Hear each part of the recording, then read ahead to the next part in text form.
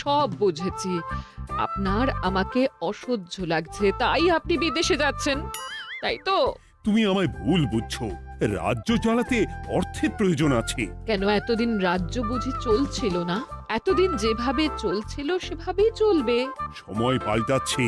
এখন শুধু সিংহাসনে বসে থাকলেই চলে না, দেশ বিদেশ ঘুরে দেখতে হবে কিভাবে রাজ্যের উন্নতি হয়, লাভ হয়, সেই নিয়ে নতুন করে ভাবতে হবে। তার মানে আপনি ঠিক করে নিয়েছেন আপনি যাবেন, তাই তো? হ্যাঁ। আর যতদিন আপনি না থাকবেন এখানে কি হবে ভেবে দেখেছেন মহারাজ? কে সামলাবে সব?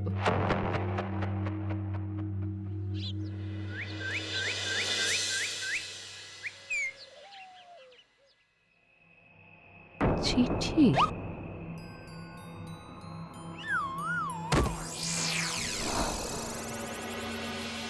আমি অনেক ভেবে দেখলাম, আসলে এসব সিংহাসন, ক্ষমতা, প্রতিপত্তি অর্জন করা আর রক্ষা করার জটিলতার চেয়ে বাকি জীবনটা শান্তির সাথে বনে কাটিয়ে দেওয়াই ভালো। বলছি সবই তো বুঝলাম, কিন্তু এই শান্তিটা কে? মহারাজ সন্ন্যাসী হয়ে গেলেন আর এসব নিয়েও তুমি ভাড়ামি করছো গোপাল? ও মা গো, এবার কি হবে? চিন্তা করবেন না রানীমা, কৃষ্ণনগরকে আমি আমার বুক দিয়ে আগলে রাখবো। আপনার ছাতির মাপটা ঠিক মতো জানেন তো মন্ত্রী মশাই? মানে ওই গোটা কৃষ্ণনগরকে কি আপনি আপনার বুকের মধ্যে আগলে রাখতে পারবেন? গোপাল! মার্জনা করবেন মন্ত্রী মশাই। আমি বলছিলাম কি, ওইসব আগলে টাগলে রাখার আগে ওই ভালো করে খুঁজে দেখুন সব। মানে কি বলতে চাইছো কি তুমি? মহারাজকে খুঁজে বার করুন মন্ত্রী মশাই, লোক পাঠান। তিনি হয়তো এখনো বেশি দূর যেতে পারেননি। এটা কিন্তু ঠিক বলেছে গোপাল, তাকে একবার যদি খুঁজে পাই আমরা। আপনি চিন্তা করবেন না রানীমা, আমি এক্ষুনি লোক পাঠাচ্ছি। আর গোপাল, রানীমাকে বিশ্রাম নিতে দাও। যাও এখন, যত সব।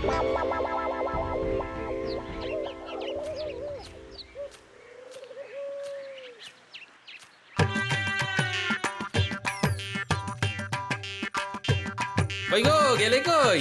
এক ঘটি জল দাও দেখি। ওই জলই খেতে হবে, শুধু জল। ঘরে এক দানাও চাল নেই। বাজারে না গেলে আজ হরি মটর। রাজ্যে রাজা নেই আর তুমি ঘরে চাল নেই বলে চিল্লামিল্লি করছো, চত্ব সব। ও মা গো, মহারাজ রাজ্যে নেই তো গেলেন কই? বনবাসে। সে কি গো, এবার কি হবে তাহলে? কপালে যা লেখা আছে তাই হবে, আর কি। এই তোমার চাকরিখানা থাকবে তো? না থাকলে বাটি হাতে বেরোবো, চিন্তা কি?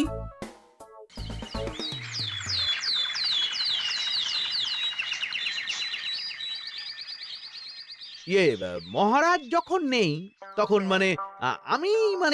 আমি যখন এ রাজ্যের মহামন্ত্রী, তখন আমি এত মানে করার কি আছে মন্ত্রী মশাই? মহারাজ নেই তো কি হয়েছে, রানীমা তো আছেন। আমরা তার কথা মতোই চলব।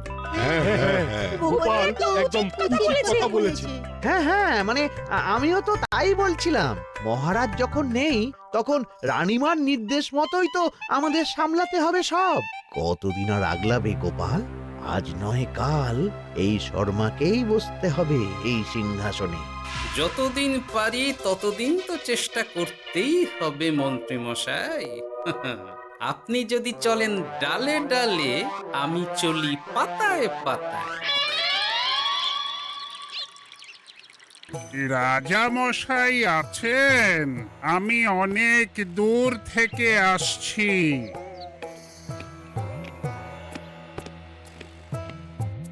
মন্ত্রীমশাই, একজন সাধু এসেছেন রাজামশাইয়ের সঙ্গে দেখা করতে। বলছেন অনেক দূর থেকে এসেছেন। জানো না মহারাজ এখন নেই? যাও, চলে যেতে বলো ওকে। মহারাজ নিরুদ্দেশ। এই মুহূর্তে সত্যিই যদি কোনো প্রাজ্ঞ সাধু বাবা রাজবাড়িতে তার পায়ের ধুলো দেয়, বলা তো যায় না যদি মহারাজের হদিস তিনি দিতে পারেন। ঠিক ঠিক, একদম ঠিক বলছেন পণ্ডিত মশাই। বেশ বেশ, ডেকে আনো তাকে, দেখি সে কি বলে। মহারাজ, আমার প্রণাম নেবেন। উনি মহারাজ নয়, উনি মন্ত্রী। আসুন সাধু বাবা, আসুন, আসন গ্রহণ করুন।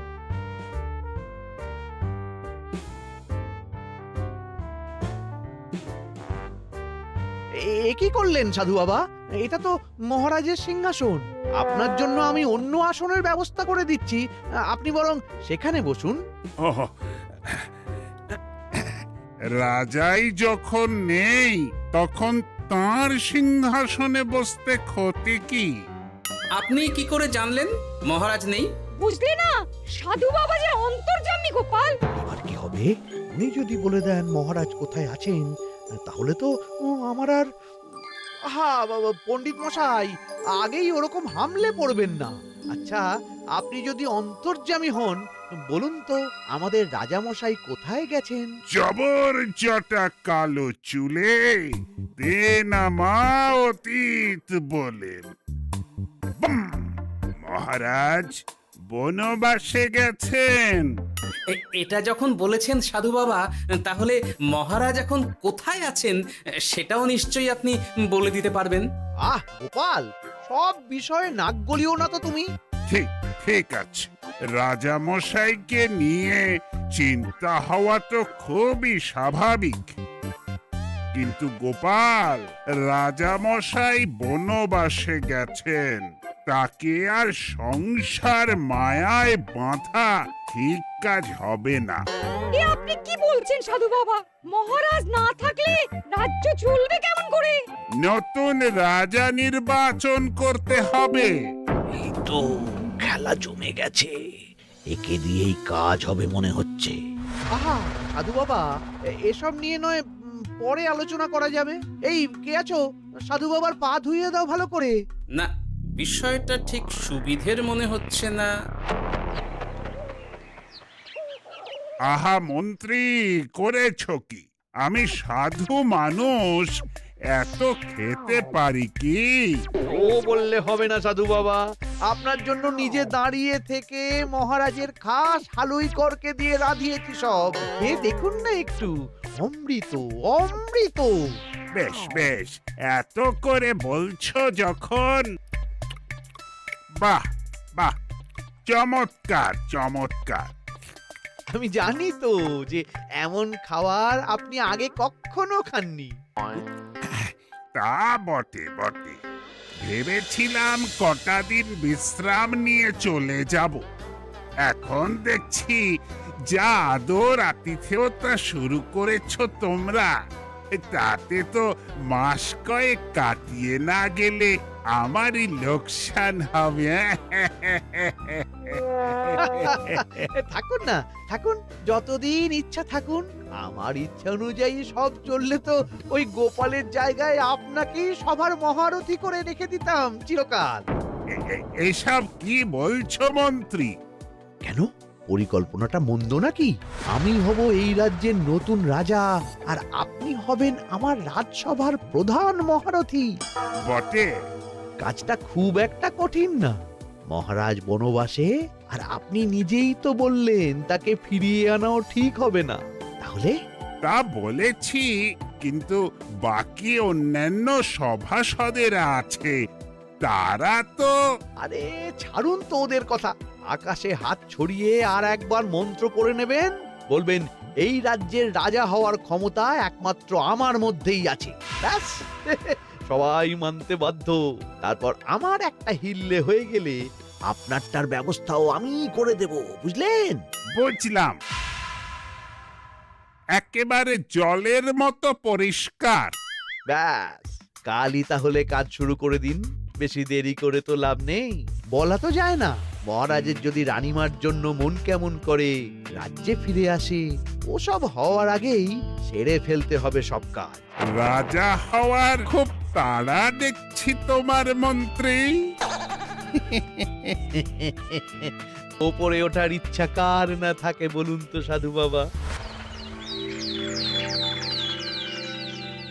আর মাত্র কটা দিনের অপেক্ষা, ব্যাস, তারপরেই এই সিংহাসনের মালিক হব আমি, কৃষ্ণনগরের নতুন রাজা হব আমি। সমস্ত ধন দৌলত থাকবে আমার এই হাতের মুঠোয়। কি অত ভাবছেন মন্ত্রী মশাই একা একা? মানে কি ভাবছি তার কৈফিয়ত তো তোমায় দিতে হবে। হিমা, ছি ছি ছি, আপনি কেন কৈফিয়ত দেবেন? আপনার মুখ দেখলেই তো বোঝা যাচ্ছে যে আপনি কি ভাবছেন। তাই বুঝি? তা বলো দেখি কি ভাবছি আমি। আপনি ভাবছেন ওই কৃষ্ণনগরের সিংহাসনের কথা, শুনে ফেললো নাকি সব? আপনি ভাবছেন আমাদের মহারাজের কথা, তাকে কিভাবে ফিরিয়ে আনা যায় সেই কথা, তাই না? মহারাজকে যে আর ফিরিয়ে আনা যাবে না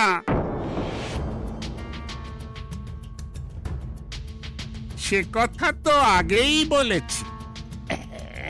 তাই যদি হয় সাধু বাবা, আপনি এর একটা কিছু বিহিত করুন, না হলে রাজা ছাড়া রাজ্য।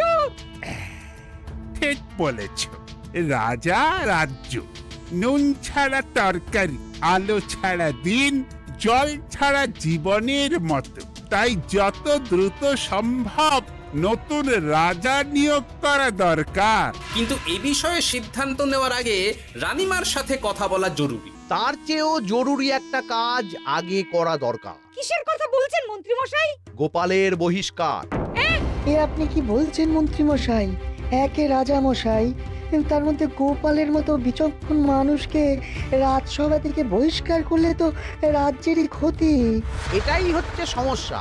এই কক্ষে যার যেটা কাজ নয় সে সেটা নিয়ে বেশি চিন্তিত। তুমি বিজ্ঞানে মন দাও, রাজকাজ আমার দায়িত্ব। তাহলে এরকম সিদ্ধান্ত নেওয়ার আগে সবার সাথে আলোচনা করা দরকার। কোনো দরকার নেই, আমি যা বলেছি তাই হবে। রাজ্যের ব্যয়ভার বাড়ছে, এই মুহূর্তে কোনো ভাঁড়কে অযথা বেতন দিয়ে পোষার কোনো মানে হয় না। তাই গোপালেরও কাল থেকে রাজসভায় আসার কোনো দরকার নেই। সবই আমি বুঝতে পারছি মন্ত্রী মশাই। বেশ, আপনি যখন বলছেন, এই আমার শেষ দিন রাজসভায়, চলি সবাই, ভালো থাকবেন।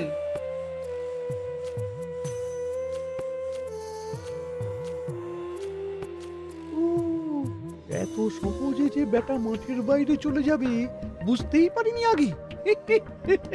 এবার আমার আর সিংহাসনের মাঝে নেই কোনো বাধা, নেই কোনো কাটা। তুমি চিন্তা করো না, আমি নিজে মন্ত্রীর সাথে কথা বলবো। না না রানীমা, সেসবের দরকার নেই।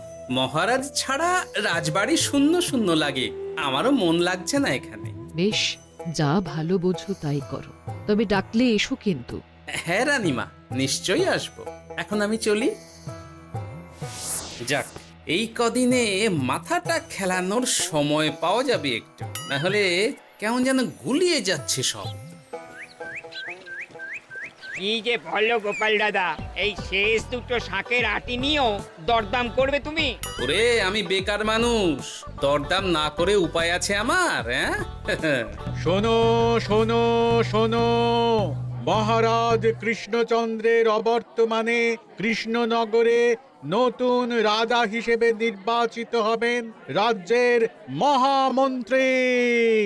সেই শুভানুষ্ঠানে রাজবাড়িতে আমন্ত্রণ রইল। এসব কি হচ্ছে বলো তো গোপাল দাদা? ভিতরের খবর আছে নাকি কিছু? না গো ভাই, তুমিও যা জানো আমিও ততটুকুই জানি। ও গোপাল দাদা, ব্যাপার কি? এ সময় এখানে কি চাই? রানীমার জরুরি তলব, এখনই ওই রাজবাড়ি যেতে হবে তোমাকে। কিন্তু আমার যে বাজার হয়নি এখনো। আরে ওসব বাজার টাজার পরে হবে, তুমি এখন আমার সাথে চলো তো। মন্ত্রীকে আমি বিশ্বাস করেছিলাম, ও যে এইভাবে বিশ্বাসের সুযোগ নেবে আমি একদম বুঝতে পারিনি। আমাদের এক্ষুনি অন্যান্য সভাসদদের সাথে কথা বলা দরকার রানীমা। কারোর সাথে কথা বলার দরকার নেই রানীমা, আমি নিজেই চলে এসেছি আপনার সাথে কথা বলতে। এখানে কি জন্য এসেছো গোপাল? রানীমার কান ভাঙাতে? বাহ, আপনি সবার মাথা মুড়িয়ে সিংহাসন কবজা করতে পারেন, আর আমি রানীমাকে সেই সত্যি কথা জানাতে পারি না? হ্যাঁ? চুপ! ভুলে যেও না, আমি কৃষ্ণনগরের হবু রাজা। মুখ সামলে কথা বলবে আমার সাথে। এসব কি হচ্ছে মন্ত্রী মশাই? রাজা মশাই নেই, সেই সুবাদে এ কি শুরু করেছেন আপনি? আমায় আপনি ভুল বুঝবেন না রানীমা, আমার হয়ে যা বলার সাধু বাবাই আপনাকে বুঝিয়ে বলবে সব। উনি আর কি বোঝাবেন? কতদিন এসেছেন উনি, কি জানেন এই রাজ্যের বিষয়ে? সাধনা মা, সবই সাধনা। সাধনার জোর থাকলে সব কিছুই জানা যায়, ভূত ভবিষ্যৎ অতীত সব। সেই জোর থেকেই বলছি মা, মন্ত্রীর কপালে আমি জ্যোতি দেখতে বুঝতে পারছি মন্ত্রী যদি রাজ্যের রাজা হয় এ রাজ্যের উন্নতি কেউ ঠেকিয়ে রাখতে পারবে না। আপনাদের একটা কথাও বিশ্বাস করি না আমি, এসব আপনাদের ষড়যন্ত্র। এ আপনি ভুল করছেন রানীমা। যা হোক, যে কথা আমি বলতে এসেছি, রাজা যখন আমি হচ্ছি তখন তো আমাকে এই প্রাসাদেই থাকতে হবে, ফলে আমার স্ত্রীকেও এখানে এসেই থাকতে হবে। সে তো আর একা থাকতে পারবে না, তাই আপনি যদি এই ঘরটা ছেড়ে দিতেন। কিন্তু মন্ত্রীমশাই, তুমি কি বলছো মন্ত্রী? এখানে না থাকলে রানীমা থাকবেন কোথায়? আর আমি তো এমন কোনো বিধান দিইনি যে রানীমাকে অন্যত্র পাঠাতে হবে। সবকিছুর জন্য তো আপনার বিধান দরকার নেই সাধু বাবা, এ আমার নিজের বিধান। আমি রাজা হব, আমার স্ত্রী রানী হবে, তারও তো অধিকার আছে রানীর মতো থাকার, রানীর মহলে থাকার। আপনার ব্যবস্থা আমি অন্যত্র করে দেব রানীমা, আপনি কিচ্ছু ভাববেন না। হাজার হোক আপনি আমাদের প্রাক্তন মহারাজের স্ত্রী বলে কথা। কি বলো গোপাল? আমার মনটা আসলে অনেক অনেক বড়, তোমরা খালি দেখতে পাও না সেটা। কাজটা কি আপনি ঠিক করলেন মন্ত্রীমশাই? শোনো গোপাল, আমাকে ঠিক ভুল বোঝাতে এসো না তুমি, বরং কাল সময় মতো চলে এসো। কৃষ্ণনগরের নতুন রাজার রাজ্যাভিষেকের জন্য মহাভোজের আয়োজন হবে। যতদিন পাচ্ছ খেয়ে নাও পেট ভরে।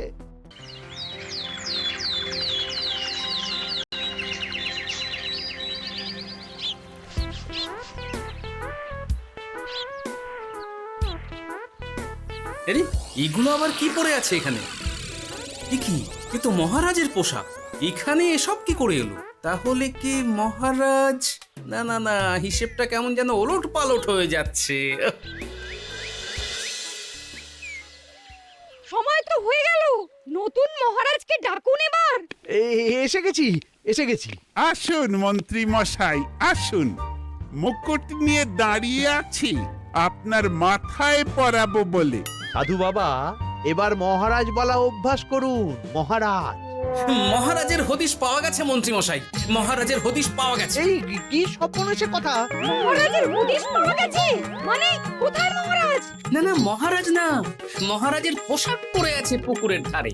আমার মনে হয় তিনি ওই পুকুরে ডুব দিয়ে নিরুদ্দেশ হয়ে গেছেন। ও তাই বলো? তা বেশ তো, প্রাক্তন রাজার জন্য না হয় কিছুক্ষণ নীরবতা পালন করে নেব আমরা, ব্যাস। এ আপনি কি বলছেন মন্ত্রী মশাই? মহারাজ সত্যি ওই পুকুরে ডুব দিয়েছেন কিনা সেটা তো তলিয়ে দেখা দরকার একবার। সেসব হবে আমি রাজা হওয়ার পর। নিন সাধু বাবা, মুকুট পরান। কিন্তু মন্ত্রীমশাই, আরো একটা দুঃসংবাদ আছে যে। ও আবার কিসের দুঃসংবাদ? মহারাজ যে পুকুরে ডুব দিয়েছেন সেই কথা বলতেই রানীমা অজ্ঞান হয়ে গেছে। তুমি যে কি করো না গোপাল, শুভ সময়ে অশুভ একটা সংবাদ দিয়ে দিলে তো সব বরবাদ করে। এই কে আছো? গ্রেপ্তার করো গোপালকে। তার আগে তোমায় গ্রেপ্তার করা হবে। এত বড় সাহস তোমার? হবু রাজাকে গ্রেপ্তার করার কথা বলো তুমি? আজ তোমার একদিন কি আমার একদিন। কিসের হব রাজা? আমি কৃষ্ণনগরের আসল রাজা।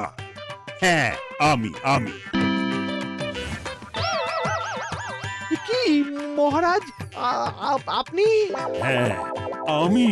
অনেক দিন ধরে তো তোমার বাড়বাড়ন্ত দেখলাম, আজকে খেলা শেষ।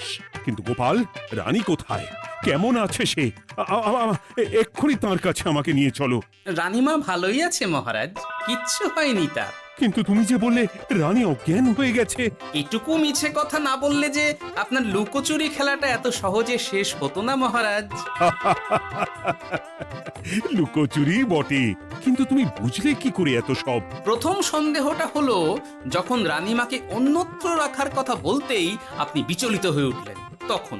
তারপর পুকুর পাড়ে আপনার পোশাক, ব্যাস এটুকুই, আর কিছু নয়। আর প্রথম দিন রাজসভায় এসেই সোজা সিংহাসনে চড়ে বসা, ব্যাস। একে একে 2 আর 2 2 4 করে ফেললাম। তারপর মনে হলো রানীমার প্রতি টান ফিরিয়ে আনতে পারে আপনাকে আপনার আসল রূপে। তাই এই মিছে কথা। অধমের অপরাধ মার্জনা করবেন মহারাজ।